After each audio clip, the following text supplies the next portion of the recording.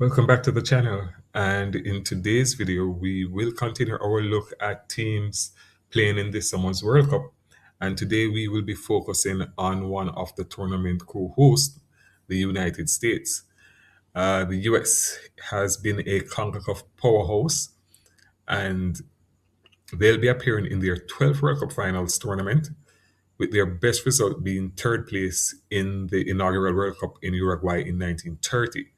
That result remains the best finish for a CONCACAF team in the World Cup and makes the US the only non-European or South American nation to finish in the top three in a World Cup Finals tournament. Their best finish since then was a quarterfinal appearance in 2002 in Korea and Japan.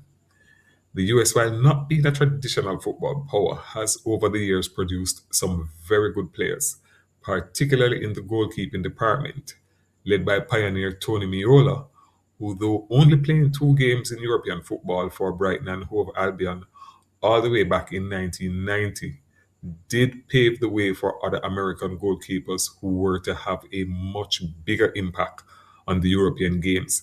Among those were standouts such as Tim Howard, who starred for both Everton and Manchester United in the English Premier League. Tim Howard also holds the record for the most saves in a World Cup game. This he did against Belgium in a round of 16 game in the 2014 tournament. Brad Friedel, another standout goalkeeper, played in the EPL for several teams, including Blackburn Rovers, Aston Villa, and Tottenham Hotspurs. Casey Keller, Brad Guzan, and current keeper Matt Turner have all made their mark on Europe's top leagues. Other notable players to make their mark in Europe includes strikers London Donovan and Clint Dempsey for Everton and Fulham, respectively, in the EPL. Damarcus Beasley with PSV in the Dutch Eredivisie, Michael Bradley in the Bundesliga, Serie A, and the Eredivisie, and Jose Altidore with AZ Alkmaar in the Eredivisie. For many, the current squad is seen as the best team ever assembled for a World Cup. Captain Christian Pulisic is the most widely known, having turned out for some of Europe's biggest clubs, including Bundesliga powerhouse Borussia Dortmund, EPL powerhouse Chelsea, and currently he plays with Italian powerhouse AC Milan in the Serie A. He leads a squad that includes Juventus's Weston McKennie, Bournemouth's Tyler Adams, Sergina Dest, formerly of Barcelona but now playing for PSV in the Dutch league, Borussia Mönchengladbach duo Giovanni Reina and Joe Scaley, Bayern Leverkusen's Malik Tillman, Mark McKenzie, and Folarin Balogun, who play in France's Ligue 1 for Toulouse and Monaco, respectively. There is also Haji Wright, who will be heading to the EPL next season with newly promoted Coventry City, Brandon Aronson and Anthony Robinson with EPL clubs Leeds and Fulham, and Timothy Weah, currently on loan from Juventus with French club Marseille. As I said before, quality players, all playing for quality teams in some of Europe's biggest leagues. This US team is definitely no joke, and if they can get it together, they will be a force to be reckoned with. Fun fact about Timothy Weah: his father George was one of the best players on the planet during the 1990s.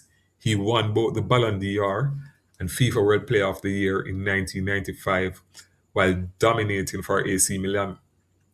And if all that wasn't enough, in 2018, he was elected president of his country, Liberia. Yep, that's a good one for you. With such a solid array of talent, coach Mauricio Pochettino, who took charge of the team back in 2024 and will be coaching at this level of international football for the first time in his career, will be expecting his team to deliver a solid run in this summer's tournament.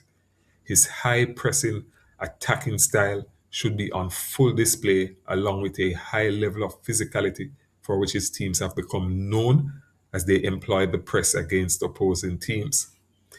If his team can deliver on his tactics, then they should make it out of Group D, where they will go up against Paraguay on June 12th in Los Angeles, Australia on June 19th in Seattle, and Turkey on June 25th in Los Angeles. While on paper, this is not an easy group, it is not exactly the group of death either.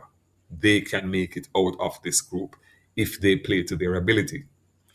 Nonetheless, the co hosts must show up at their best for all three games, or Pochettino and his boys may very well end up watching from the stands after June 25th. How far do you think this US team will get? Do you think they are in fact the greatest generation of US football?